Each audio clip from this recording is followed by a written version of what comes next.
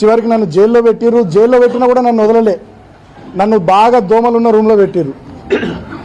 నాకు మంచినీళ్ళు చక్కగా ఇయ్యలే, భోజనం చక్కగా ఇయ్యలే.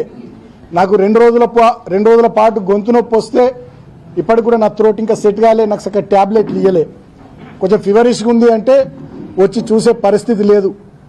ట్యాబ్లెట్లు ఇవ్వరు, డాక్టర్లు వచ్చి చూడరు. మొత్తం దోమలు.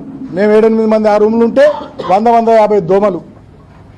అంటే కావాలని చెప్పి మాకు రిస్ట్రిక్షన్స్, నువ్వు గిన్నెనే తిరగాలి, ఇగో గిదే బ్యారెకు, బయటకు పోవద్దు, న్యూస్ పేపర్లు ఇయ్యరు, పుస్తకాలు తెప్పించుకుంటామంటే దానికి కోర్టు నుంచి పర్మిషన్ కావాలంటారు.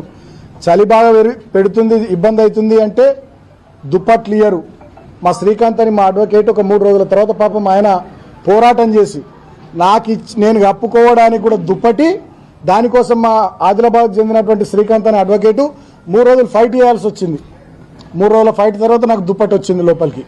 అంటే ఇంత దుర్మార్గంగా, ఇంత పైశాచికంగా వీళ్ళు వ్యవహరించారు ప్రభుత్వ పెద్దలు.